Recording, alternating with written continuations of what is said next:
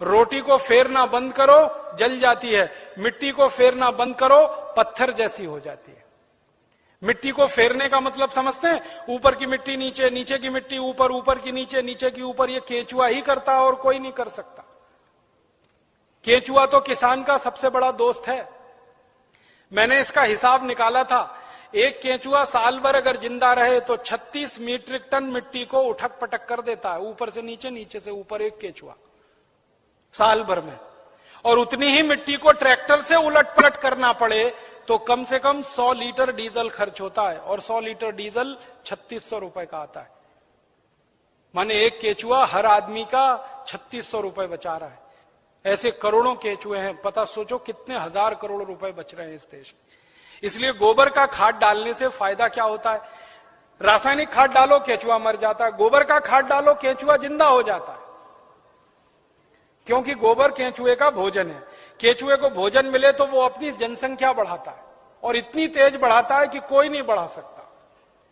भारत सरकार कहती है हम दो हमारे दो, केंचुआ नहीं मानता उस बात को। एक एक केंचुआ 50-50 हजार बच्चे पैदा करके मरता है। 50-50 हजार। एक जाति का केंचुआ तो मैंने देखा 1 लाख पैदा करता है बच्चे, तब मरता है। तो वो एक जिंदा है, उसने 1 लाख पैदा कर दिए, अब वो 1-1 लाख पैदा करेंगे, करोड़ों केंचुए हो जाएंगे अगर गोबर डालना शुरू किया। और केंचुए ज्यादा होंगे तो मिट्टी फिर उलट पलट होने लगेगी, मिट्टी में छिद्र बनने लगेंगे, तो बारिश का जितना भी पानी गिरेगा सब मिट्टी में आ जाएगा। और पानी मिट्टी में गया तो नदियों में बेकार नहीं बहेगा, तो बाढ़ नहीं आएगी, तो समुद्र में फालतू पानी नहीं जाएगा। इस देश का करोड़ों करोड़ों रुपए का फायदा हो जाएगा। इसलिए आप किसानों को समझाओ गोबर की खाद डालो। फिर कुछ किसान कहेंगे जी उत्पादन होगा क्या? उनसे कहना गारंटी मेरी, गारंटी भारत स्वाभिमान ट्रस्ट की। थोड़े दिन में भारत स्वाभिमान ट्रस्ट की तरफ से हम किसानों को कहेंगे कि आप बिंदास गोबर की खाद डालो, गारंटी हमारी, 1 ग्राम भी उत्पादन कम नहीं होगा। कैसे कम नहीं होगा? डालने का तरीका है। डालने का तरीका क्या है? अभी किसान गोबर कैसे डालते हैं? गोबर डालते हैं, वो घूरा है, घूरा गांव में कचरा डालने का, वहां गोबर इकट्ठा करते हैं। 6 महीने, 8 महीने, साल भर वो सूखता रहता है, और सूख सूख के उसकी सारी ताकत निकल जाती है। फिर वो सूखा हुआ गोबर हम डालते हैं। इससे उत्पादन ज्यादा नहीं आता। गोबर को हमेशा गीला डालना चाहिए, ताजा डालना चाहिए। गोबर को अगर पानी में घोल के डालो ना तो वही 3 गुना ज्यादा फायदा करता है। तो किसानों को यह समझाओ कि गोबर को सुखा के खेत में ना डालें, उसको पानी में घोल के डालें। तो कैसे घोलेंगे पानी में? उसका फॉर्मूला लिख लो आप। और जो जो गांव में जाने वाले कार्यकर्ता है, ये सब किसानों को आप बोलो कितना गोबर डालना है, कितना पानी उसमें मिलाना है, कितने बीघे के लिए काम में लाना है उसको। अब आपको मैं एक मोटी सी बात बता देता हूं। 1 एकड़, 1 एकड़ माने 2.5 बीघा, 5 बीघा नहीं, 2.5 बीघा। तो एकड़ 2.5 बीघे का हिसाब जोड़कर बताता हूं। एक किसान को एक बार में 1 एकड़ फसल के लिए कितना गोबर डालना पड़ेगा? गीला करके डालेंगे तो 10 किलो गोबर, बस 10 किलो गोबर, 10 किलो गोबर। फिर से सुन लो, 10 किलो, ज्यादा नहीं बोल रहा हूं, 100 किलो नहीं, 10 किलो गोबर 1 एकड़ के लिए। डालना कैसे? लिख लो 10 किलो गोबर। फिर इसमें चाहिए 10 लीटर मूत्र। जिस जानवर का गोबर उसी का मूत्र। गाय का गोबर तो गाय का मूत्र, भैंस का गोबर तो भैंस का मूत्र, बैल का गोबर तो बैल का मूत्र। अब आप बोलोगे गोबर तो इकट्ठा कर लेंगे, मूत्र कैसे इकट्ठा करें? जानवर जो मूत्र देते हैं ना, जहां पे आप जानवरों को रखते हो वहां पे पत्थर वत्थर लगा के एक छोटी सी नाली बना लो और उसमें ढाल लगा दो। जितना भी वो पेशाब करेंगे वो नाली में आ जाएगा। नाली के आगे एक खड्डा खोद दो, वो सारा उसमें जमा हो जाएगा, फिर वो ले लो। और मैं आपको एक अच्छी बात बताता हूं, जानवरों के मूत्र की कोई एक्सपायरी डेट नहीं है। 1 साल, 2 साल, 3 साल, 5 साल, 10 साल, 20 साल, 50 साल खराब ही नहीं होता। तो चिंता करने की बात ही नहीं है। तो इकट्ठा होता रहेगा, खड्डे में डालते रहो। तो 10 किलो गोबर, 10 लीटर मूत्र, ठीक है। फिर इसमें मिलाना है लगभग 1 किलो गुड़। आधे से 1 किलो गुड़। गुड़ गुड़ तो आप सब जानते हो। एक तो गुड़ होता है जिसको आप खा लेते हो, एक तो गुड़ ऐसा होता है जिसको जानवर खा लेते हैं, और एक गुड़ ऐसा होता है जिसको कोई नहीं खा सकता, गीला गीला, पुराना पुराना, काला काला। वो गुड़ खेत के बहुत काम का है। जो सबसे घटिया गुड़ है, जिसको ना जानवर खा सकते हैं ना आपका, वो खेत के लिए बहुत काम का है। तो वो गुड़ ले लो, आधे से 1 किलो। गोबर हो गया, मूत्र हो गया, गुड़ हो गया। अब इसमें लगभग 1 किलो डालना है दाल का आटा। दाल है ना, दाल, अरहर की दाल, मूंग की दाल, उड़द की दाल, चने की दाल, सोयाबीन की दाल, खेसारी की दाल, कोई भी दाल, 1 किलो उसका आटा। 4 चीजें हो गई, गोबर, गोमूत्र, गुड़, दाल का आटा। और इसमें डालनी है 1 मुट्ठी मिट्टी। 1 मुट्ठी में आधा किलो या 1.25 किलो तक मिट्टी आती है। मिट्टी कहां से लानी है? आपके खेत के आसपास अगर पीपल का कोई पेड़ है, बरगद का कोई पेड़ है, तो उसके नीचे से खोद लो मिट्टी। पीपल के पेड़ के नीचे की या बरगद के पेड़ के नीचे की? पीपल और बरगद के पेड़ के नीचे की ही मिट्टी क्यों खोदना? आपको मालूम है, पीपल और बरगद के पेड़ हर समय ऑक्सीजन देने वाले पेड़ हैं, और ज्यादा ऑक्सीजन देने वाले पेड़ के नीचे जीवाणुओं की संख्या बहुत होती है। तो पीपल और बरगद के पेड़ के मिट्टी में जीवाणु सबसे ज्यादा होते हैं। यही जीवाणु खेत को चाहिए। तो मिट्टी ले ली, 5 चीजें हो गई, गोबर 10 किलो, मूत्र 10 लीटर, गुड़ लगभग 1 किलो, दाल का आटा 1 किलो, और मिट्टी लगभग 1 किलो। ये 5 चीजों मिला दो, घोल दो। हाथ से घोल लेना, खराब नहीं होंगे हाथ, नहीं तो डंडे से घोल देना। एक ड्रम में घोल लेना, प्लास्टिक के ड्रम में घोल लेना, नहीं तो लोहे के ड्रम में घोल लेना। प्लास्टिक का होगा तो अच्छा, लोहे वाला क्षरण ज्यादा होता है। अब इसको घोल के 15 दिन रख देना। 15 दिन रख देना। घोलने में तकलीफ आए तो थोड़ा पानी मिला देना, ज्यादा मत मिलाना, थोड़ा ही मिलाना। घोल के 15 दिन रख देना। 15 दिन के बाद यह खाद तैयार हो जाएगा। इस खाद में क्या होगा? करोड़ों करोड़ों सूक्ष्म जीवाणु पैदा हो जाएंगे। वो जो मिट्टी डाली ना, मिट्टी के जीवाणु अगर 1 लाख हैं, तो 15 दिन में वो 100 करोड़ से ज्यादा हो जाएंगे। ढक के रख लो तो अच्छा है। छांव में रखना सबसे अच्छा, धूप में बिल्कुल मत रखना। पेड़ के नीचे की छांव में रखना, नहीं तो कोई ऐसी जगह रखना जहां सूर्य का प्रकाश ना आता हो, और इस पे कपड़ा बांध दो, ढक्कन लगा दो, जैसे है ढक लो। अब ये 15 दिन में तैयार हो गया। इसमें करोड़ों जीवाणु तैयार हो गए। अब ये जीवाणु घोल, इसको जीवाणु घोल कहते हैं, इसको खेत में डालना है। डालने से पहले इसमें पानी मिलाना है। और पानी कितना मिलाना है? जितना गोबर था उसका 10 गुना पानी, 10 गुना कम से कम। 100 लीटर पानी, 10 किलो गोबर तो 100 लीटर पानी, और ज्यादा से ज्यादा पानी मिला सकते हैं तो 200 लीटर। तो 100 से 200 लीटर पानी मिला लिया। अब ये पूरा परफेक्ट घोल हो गया। इसको 1 एकड़ के खेत में छिड़कना है। जैसे पानी छिड़कते हैं ना मिट्टी दबाने के लिए, ऐसे ही छिड़कना है बस। आप इसको छिड़क देंगे तो ये करोड़ों जीवाणु मिट्टी में पहुंच जाएंगे। तो मिट्टी में जीवाणुओं की संख्या बढ़ती जाएगी, और मिट्टी में सारा खेल खेलने का काम जीवाणु करते हैं। आपको मालूम है जीवाणु क्या करते हैं? जीवाणु सारा काम करते हैं। पौधे की जड़ को नाइट्रोजन की जरूरत है तो ये जीवाणु उपलब्ध कराते हैं।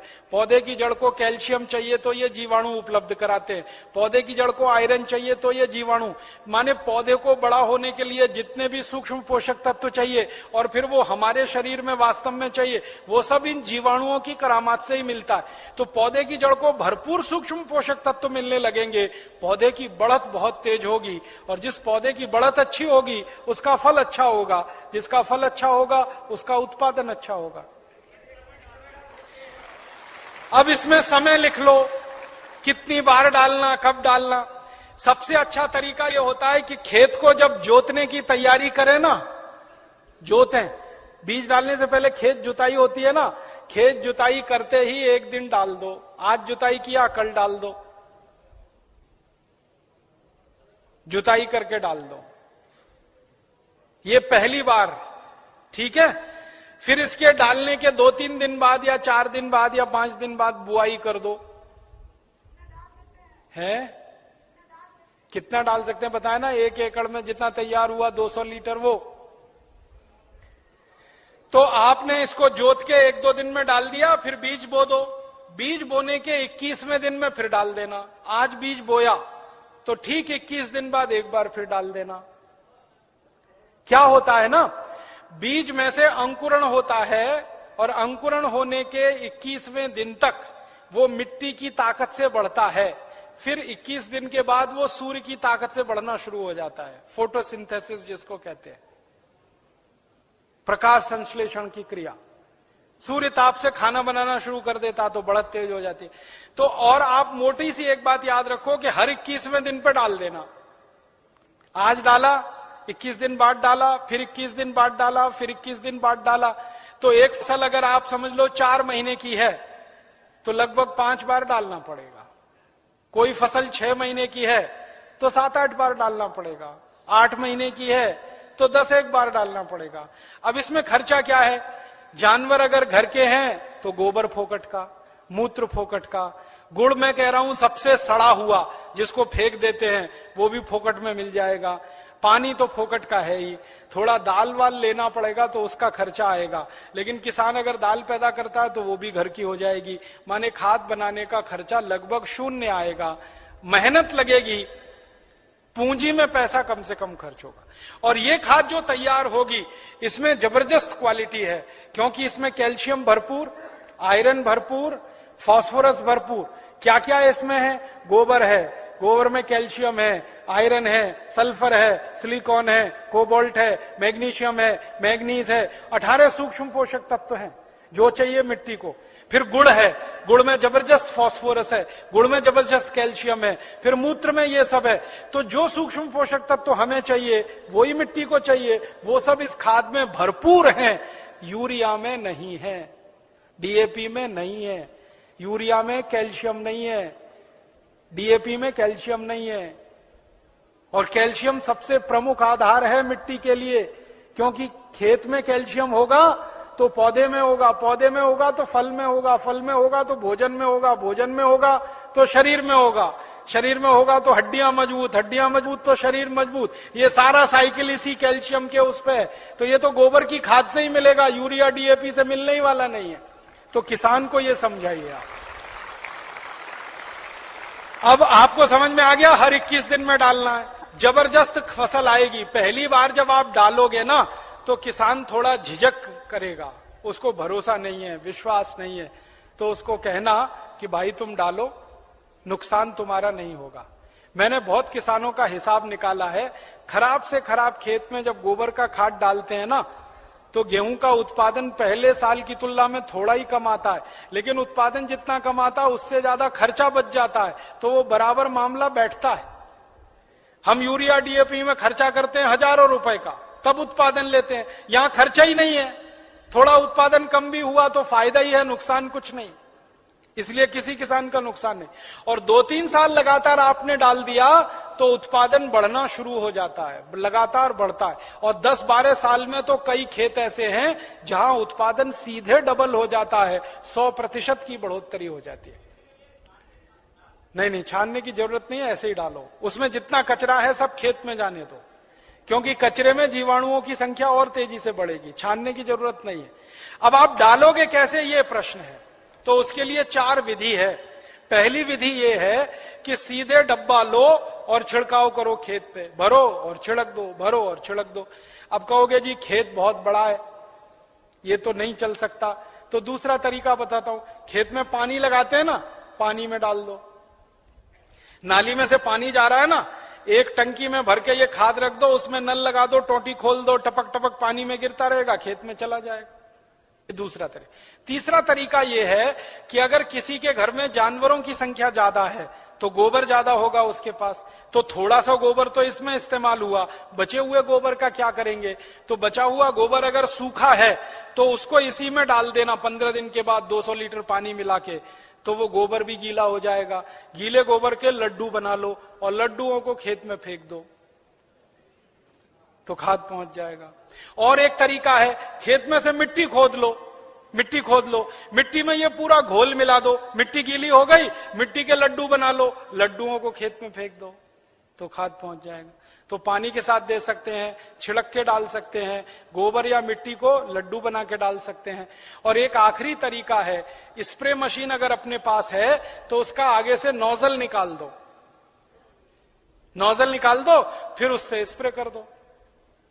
अब इसमें ध्यान ये रखना है कि ये फसल पे स्प्रे नहीं होगा, ये जमीन पे होगा, मिट्टी पे होगा। फसल पे डालने से फायदा नहीं मिलेगा, मिट्टी में डालना है इसको। तो अगर फसल ऊंची है तब कैसे डालेंगे? तब तो पानी लगाओगे तभी डालना सबसे अच्छा है। इसमें एक तरीका यह है कि खेत का मुहाना होता है ना, जहां से पानी घुसता है, वहां एक आदमी को बिठा दो, डब्बा लेके पटकता रहेगा, उसमें पानी के साथ जाता रहेगा, और पानी के साथ पूरे खेत में बराबर मात्रा में जाता है और रिजल्ट उसका सबसे अच्छा आता है। और एक तरीका है इसको डालने का, अगर आपके घर में गोबर का वो बनाते हैं ना, क्या कहते हैं उसको, कंडा कहते हैं, उपला कहते हैं, क्या कहते हैं, कंडा उपला जो भी कहते हैं, उसको जलाते हैं। जलाने के बाद राख निकलती है ना, वो राख इकट्ठी कर लो और ये घोल और राख मिला दो और फिर लड्डू बन जाएंगे, फिर खेत में छिड़क दो। तो इसका तो जबरदस्त उत्पादन आता है, क्योंकि जो राख है ना, इसमें कई केमिकल अतिरिक्त हैं जो गोबर और गोमूत्र से भी ज्यादा है। तो ये तरीका समझ में आ गया। हर 21 दिन पे डालेंगे। 4 महीने की फसल है तो 5-6 बार डालना पड़ेगा, 6 महीने हैं तो 7-8 बार। इसी तरह से पूरी खेती होती रहेगी। गोबर किसी भी जानवर का, गाय का हो, भैंस का हो, बैल का हो, बकरी बकरे का हो, गधे घोड़े का हो, हाथी ऊंट का हो, कोई भी हो, सब चलेगा। मूत्र भी किसी जानवर का, ठीक है। और आधा आधा मिले तो वो भी चलेगा। गाय का आधा ले लिया, भैंस का आधा, किसी के पास गाय नहीं हो, किसी के पास भैंस नहीं हो, एक एक गाय एक एक भैंस, और खेत बड़ा है तो आधा आधा, सब मिक्सिंग करके चलेगा। बस एक ही सावधानी रखना कि जो जो गाय का गोबर लो तो वो देशी गाय हो तो अच्छा होगा, जर्सी का फायदा पूरा नहीं करेगा।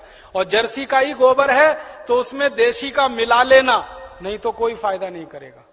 जर्सी गाय है, उसका गोबर है, उसमें देशी गाय का 1-2 किलो गोबर मिला लेना, वो वैसे ही काम करता है जैसे 100 किलो दूध में 1 चम्मच दही डालो तो पूरा दूध दही हो जाता है। वैसे ही 100 किलो जर्सी गाय के गोबर में 1 किलो देशी का डाल दो तो देशी गाय के जीवाणु अपनी संख्या अपने आप बढ़ा लेते हैं। और धीरे धीरे मेरी बात मानो तो जर्सी गाय बेचते जाना, देशी लेते जाना, क्योंकि ये जर्सी गाय के दूध में दम नहीं है। आपको मालूम नहीं है, दुनिया में भारत को छोड़कर जर्सी गाय का दूध कोई देश नहीं पीता। डेनमार्क में सबसे ज्यादा जर्सी गाय है, डेनमार्क वाले दूध ही नहीं पीते। क्यों नहीं पीते? कैंसर होने की संभावना है जर्सी गाय के दूध से, घुटनों का दर्द तो तुरंत हो जाता है, बड़ी बड़ी बीमारियां होती हैं। और जर्सी गाय को एक खतरनाक बीमारी होती है, मैड काउ डिसीज, उस बीमारी के चक्कर में दूध भी उसका प्रदूषित होता है, इसलिए जर्सी का दूध दुनिया में कोई नहीं पीता। डेनमार्क की सरकार तो दूध ज्यादा होने पर समुद्र में फेंकवा देती है। आपको सुनकर हैरानी होगी, डेनमार्क में दूध बहुत है, चाय बिना दूध की पीते हैं सबके सब, क्योंकि वो दूध उनको खराब लगता है। तो जर्सी गाय बेच के देशी लेते जाना, भैंस हो तो उसका तो चल जाएगा, बैल का चल जाए। अब एक आखिरी चीज और बता दूं, उसको आप लिख लो। ये तो हुआ खाद। अब किसान कहेगा कीड़ा लग गया तो, कीड़ा लग सकता है ना, तो उसका भी एक फॉर्मूला लिख लो। कीड़ा अगर लगता है, कीट लगता है, तो उसकी दवा भी हम खुद बना के छिड़क सकते हैं, पैसा खर्च करने की जरूरत नहीं। कीड़ा मारने की दवा कैसे बनेगी? 20 लीटर जानवरों का पेशाब ले लो, गाय का, बैल का, भैंस का, 20 लीटर, ठीक है। ये 1 एकड़ के लिए बता रहा हूं। फिर इसमें 2.5-3 किलो नीम के पत्ते की चटनी डाल देना, नीम के पत्ते की चटनी। नीम का पत्ता है, पीस के चटनी बना के डाल देना, 2.5-3 किलो। और आकड़ा देखा है, आकड़ा, आकड़ा के पेड़ के पत्ते की भी चटनी डाल देना, 2.5-3 किलो। आकड़ा, आक कहते हैं, आक, कुछ लोग अकौआ कहते हैं उसको। आक, आकड़ा, अकौआ, हाँ वही जो हनुमान जी पे चढ़ाते हैं, जिसमें सफेद सफेद दूध निकलता है, और एक तीसरा पत्ता है, सुनो सुनो भाई, एक तीसरा पत्ता है बेशरम। बेशरम जो है ना, अक्सर गांव में घुसते हैं ना, तो दोनों तरफ किनारे किनारे लगा रहता, पान के जैसा पत्ता, बैगनी रंग का फूल आता है, उसमें ना खुशबू होती है ना कुछ होता है, बिना पानी के बिना बीज के होता है, इसलिए बेशरम कहते हैं। तो 2-2.5 किलो ले लो। और एक पत्ता है आपके गांव में अगर मिले तो सीताफल का पत्ता, शरीफा जिसको कहते हैं, सीताफल शरीफा, उसका पत्ता 2-2.5 किलो ले लो। और अगर गांव में मिल जाए ना तो वो घास आती है ना, कांग्रेस घास, उसको चटनी बना के डाल दो 2-2.5 किलो। और इसमें थोड़ा सा खूब तीखी लाल मिर्च हो, हरी मिर्च हो, तो वो पीस के डाल दो 250-300 ग्राम। लहसुन पीस के डाल दो आधा किलो के करीब। गाजर घास, वही। और मैं आपको एक मोटी सी बात बताता हूं, वो याद रखो। जिन जिन पत्तों को गाय नहीं खाती, फिर से सुनो, जिन जिन पत्तों को गाय नहीं खाती और आपके गांव में उपलब्ध है, वो सब पत्ते पीस के डाल दो इसमें। गाय को खिला के देख लो, खा रही है तो नहीं डालना, नहीं खा रही है तो पीस के डाल देना है। मोटी बात याद रखो। तो 3-4 तरह के पत्ते डाल दिए, थोड़ा लहसुन डाल दिया, थोड़ा मिर्ची डाल दी, 20 लीटर मूत्र में डाल के इसको उबालना है, गर्म करना। उबाल के ठंडा कर लो, ठंडा करके 200 लीटर पानी मिला दो। अब ये दवा तैयार हो गई, कीटनाशक। इसको स्प्रे कर दो किसी भी फसल पे, तो 48 घंटे माने 2 से 3 दिन में सारे कीट खत्म कर देता है। 1 पैसे का खर्चा नहीं होता, बाजार से कुछ नहीं लाना पड़ता। ये हर फसल में काम आता है, गेहूं में, चावल में, चने में, दाल में, मटर में, गन्ने में, हर तरह की फसल में ये उपयोग हो सकता है। तो कीटनाशक दवा बनाने का आपको मालूम, खाद बनाने का आपको मालूम। अब यूरिया, डीएपी और एंडोसल्फान गांव गांव से हमें बंद कराना है। 4,80,000 करोड़ रुपए किसानों का बचाना है, 2,32,000 करोड़ रुपए शहर वालों का बचाना है। ये दोनों मिला दें तो करीब 7-8 लाख करोड़ रुपए देश का हम बचा सकते हैं स्वदेशी आंदोलन की ताकत से। और बाहर से जो इंपोर्ट हो रहा है करीब 7 लाख करोड़ का, अगर पक्के स्वदेशी वाले लोग हो जाएं तो इंपोर्टेड चीजें भी बंद हो सकती हैं। 14 लाख करोड़ का फायदा, माने इतना बड़ा फायदा हम पूरे देश को दे सकते हैं अपने स्वदेशी आंदोलन और अभियान से। इसलिए स्वदेशी आंदोलन और अभियान को गांव गांव जाके चलाना है। और आपको इसके लिए उस जमाने में लोकमान्य तिलक ने जैसा परिश्रम किया, महात्मा गांधी ने जैसा परिश्रम किया, विपिन चंद्र पाल ने जैसा परिश्रम किया और क्रांतिवीरों ने जैसे परिश्रम किया, वैसा ही परिश्रम आपको करना है। ताकि क्या होगा, जैसे आज हम लोकमान्य तिलक का नाम याद रखते हैं अपने देश के लिए, अपनी सभ्यता के लिए, अपनी आजादी के लिए, वैसे ही आपका नाम आने वाली पीढ़ियां याद रखेंगी इस देश के दूसरे स्वदेशी आंदोलन के लिए। ऐसा कहकर मैं आपका आभार व्यक्त करता हूं, बहुत बहुत आपको धन्यवाद देता हूं।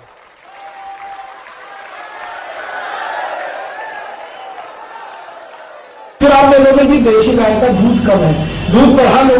दूध बढ़ाने का बहुत सरल तरीका है, अच्छा खाना खिलाओ, गाय का दूध बढ़ेगा। अच्छा खाना खिलाओ, अच्छे खाने से मतलब हरा चारा खिलाओ उसको रोज, दूध बढ़ेगा। बिनौला खिलाओ, बिनौला, दूध भरपूर बढ़ेगा। और दूध ही नहीं बढ़ेगा, दूध में घी भी बढ़ेगा। मैंने एक गाय का परीक्षण किया था अपने घर में। मैंने एक गाय खरीदी जो 1.25 लीटर दूध देती थी और उसको अच्छा खल खिलाना शुरू किया। खल समझते हैं, तेल निकालने के बाद जो खली, वो खिलाना शुरू किया। कभी तिल की खली खिलाता था, कभी मैं इसकी खिलाता था, कपासिए की, कभी सरसों की खिलाता था। तो वो सतत शुरू किया। वो गाय जिस दिन हमारे घर में आखिरी बार उसने बच्चा दिया, उसके बाद तो आप जानते हैं एक समय के बाद गाय बच्चा देना बंद कर दी। तो आखिरी बच्चा जब उसने दिया था तो उसका दूध 7.5 लीटर हो चुका था, 1.25 लीटर से 7.5 लीटर। फिर उसकी आगे की जो बछड़ी आई, उस गाय की जो बेटी थी, उसको भी अब हमने गाय बनाया है। आज उसकी बेटी का दूध 12 लीटर है। अब उसकी बेटी की बेटी आएगी, हमारी गारंटी है कि उसका 16-17 लीटर दूध होगा। और उसकी जब चौथी पीढ़ी आ जाएगी तो 25 लीटर तक दूध हो जाएगा। दूध बढ़ाया जा सकता है। गाय को अगर अच्छे से खाना खिलाओ, हरा चारा खिलाओ, दूध बढ़ता है, बिनौला खिलाओ, दूध बढ़ता है, खली खिलाओ, दूध बढ़ता है। और गाय को प्राकृतिक गर्भाधान, कृत्रिम गर्भाधान नहीं, इंजेक्शन से गर्भवती नहीं बनाना, प्राकृतिक जो पद्धति है गर्भाधान कराने की वही कराओ, भरपूर दूध बढ़ता है। और गाय को थोड़ा घूमने के लिए छोड़ो, एक दिन में 3-4 घंटे वो घूम टहल के आए, दूध बहुत बढ़ता है। और गाय इतनी समझदार है कि उसको पालने वाला अगर बीमार है तो उसको मालूम है वो जंगल में जाएगी, कोई जड़ी बूटी खाते आएगी, उसका रस दूध में आएगा, वो दूध पियो तो मालिक ठीक हो जाए। इतनी सेंसिटिव, ये मैंने मेरे घर में देखा। और उसकी ये सेंसिटिविटी ही है जो उसको मां का दर्जा भारत की संस्कृति में मिला है। तो गाय का दूध, गाय का गोबर, गाय का मूत्र, दूध का बनाया हुआ दही, दही की छाछ, छाछ का मक्खन, मक्खन का घी, ये सब गाय का बहुत उपयोगी है। ये घर घर उपयोग होने लगे, गोबर और गौमूत्र से खेती होने लगे। तो मैंने हिसाब एक दिन निकाला कि गोबर गौमूत्र की खेती होगी तो अनाज जो पकेगा वो शुद्ध होगा, उसमें जहर नहीं, यूरिया, डीएपी, सुपर फॉस्फेट। शुद्ध अनाज खाएंगे तो शुद्ध शरीर होगा, शुद्ध शरीर होगा तो शुद्ध मन होगा, शुद्ध मन होगा तो विचार शुद्ध होंगे, विचार शुद्ध होंगे तो आचरण शुद्ध होगा, आचरण शुद्ध होगा तो कर्म शुद्ध होगा, कर्म शुद्ध होगा तो दुनिया का स्वर्ग इसी जमीन पर उतर आएगा। और गाय कटना बंद हो गई तो आशीर्वाद उसको इतना उसका मिलेगा हमको कि ये देश फिर से सोने की चिड़िया हो जाए। ये देश सोने की चिड़िया था जब गाय थी। जिस दिन से गाय कटना शुरू हुई ये देश रसातल में जाना शुरू हो गया। भारत की गिरावट उसी दिन से शुरू हुई है जिस दिन से गाय का कत्ल शुरू हुआ। और जब तक ये कत्ल बंद नहीं होता भारत फिर से ऊंचा कभी आएगा नहीं। तो इसलिए हमने गोरक्षा अभियान चलाया, उसका गांव गांव हम प्रचार करते हैं। आपको भी मैं निवेदन करने आया कि आप गांव गांव से आए हैं, इसी गोरक्षा की बातें गांव गांव में कहें। तो आप बोलेंगे ये सब बातें बोलने के लिए अगर जरूरत पड़े तो हम लोगों ने कुछ किताबें बनाई हैं। एक पुस्तक बनाई है, उसका नाम है गोमूत्र चिकित्सा, पंचगव्य चिकित्सा। गाय का गोबर, गाय का मूत्र, गाय का दूध, दूध का बनाया हुआ दही, दही से निकाला हुआ मक्खन और घी, ये 6 वस्तुएं जो गाय से मिलती हैं, इनका क्या क्या चिकित्सा में हम उपयोग ले सकते हैं। तो 148 रोगों में गाय के शरीर से मिली हुई किस वस्तु का क्या उपयोग है, वो पूरी पुस्तक है, करीब 100 पन्ने की है। वो पीछे एक स्टॉल है, आप वहां से ले सकते हैं। इस पुस्तक को आप लेके जाइए, ध्यान से पढ़िए और इसमें दिए हुए जो फॉर्मूले हैं, सूत्र हैं, वो 6 साल से मेरे खुद के एक्सपेरिमेंट किए हुए हैं, अद्भुत परिणाम है, वो आप लोगों को बताना शुरू करें। एक दूसरी पुस्तक बनाई है स्वावलंबी खेती, गाय के गोबर और गौमूत्र से खेती कैसे करें और किस फसल में कितनी मात्रा में दें, उसकी पूरी पुस्तक है 100 पन्ने की, स्वावलंबी खेती। एक तीसरी पुस्तक है स्वदेशी चिकित्सा, माने रसोई घर में जो कुछ है, मैंने आपसे कहा ना, जैसे नमक है, जीरा है, हल्दी है, धनिया है, तुलसी है, अदरक है और गौमूत्र का इनका आपस का कॉम्बिनेशन क्या है, वो पुस्तक है स्वदेशी चिकित्सा। रसोई घर उसकी और गाय के मूत्र की। एक और पुस्तक है सौंदर्य चिकित्सा, माने चर्म रोग जितने होते हैं शरीर को, स्किन के जितने भी डिसीज है, इसमें क्या रोग है और क्या औषधि है, वो भी करीब 125 पन्ने की पुस्तक है। ऐसी एक गंभीर पुस्तक है, गंभीर रोगों की चिकित्सा, गाय के मूत्र से, रसोई घर की औषधियों से। हमारे जीवन में 48 गंभीर रोग हैं, जैसे कैंसर, जैसे डायबिटीज, जैसे asthma, bronchial asthma, tuberculosis, osteoarthritis, osteomyelitis, ऐसे 48 गंभीर रोग हैं जिनमें या तो शरीर कटता है या आदमी की मृत्यु होती है। इन गंभीर रोगों को कैसे ठीक करें रसोई घर से और गाय के मूत्र से, वो पुस्तक है गंभीर रोगों की चिकित्सा। ऐसी कोई 5-6 किताबें हैं, वो हमने बनाई हैं, पीछे स्टॉल पर है, आप ले जाइए। इन किताबों को ध्यान से पढ़िए और लोगों को बताइए। और ये जो व्याख्यान मैंने दिया, अगर इस विषय में आपको ज्यादा रुचि है तो 40 घंटे का ऐसा ही एक व्याख्यान है, उसकी सीडी बनाइए, वो सीडी भी है, ऑडियो सीडी है, वीडियो सीडी है, वो आप ले सकते हैं, टीवी पर देख सकते हैं, दूसरों को दिखा सकते हैं, सुन सकते हैं, दूसरों को सुना सकते हैं और उसकी कॉपी कर करके दूसरों को बांट सकते हैं। मेरा किसी पर कॉपीराइट नहीं है, सबको कॉपी करने का राइट है। आप उसकी कॉपी बनाएं, गांव गांव बांटें, गली गली बांटें, ये अभियान गांव में चल पड़े, शहर में चल पड़े और इतना तेजी से चले कि छत्तीसगढ़ के एक एक किसान तक ये जानकारी पहुंच जाए कि गाय का मूत्र कीमती है, गोबर कीमती है, उसको बेचो मत, उसको काटो मत, उसको पालो, तो आप भी सुखी रहोगे और देश भी सुखी रहेगा। इसी भावना से ये बातें मैं आपसे कहने आया। आपने बड़े ध्यान और शांति से सुना, मैं आपका बहुत आभारी हूं। दूसरों को अगर आप ये बातें सुनाएंगे तो और भी आभारी रहूंगा। और इस अभियान से अगर आप जुड़ना चाहें तो पीछे जहां ये पुस्तक और सीडी है वहीं पर आप नाम पता ले सकते हैं, हमें पत्र लिख सकते हैं, अपना नाम पता उनको ले सकते हैं, वो आपको पत्र लिख सकते हैं और हम और आप मिलकर इस अभियान को बहुत दूर तक ले जा सकते हैं, जिससे ये देश गो पालन और गो संवर्धन का देश बने और इस देश में स्वदेशी और स्वावलंबन बढ़े, लाखों करोड़ रुपए देश के बचे, हमारा स्वास्थ्य टिके। ऐसी भावना के साथ आप सभी का आभार, बहुत धन्यवाद। सामने ही है स्टॉल, वहीं पर किताब और सीडी है, पता लेना देना भी वहीं हो सकता है।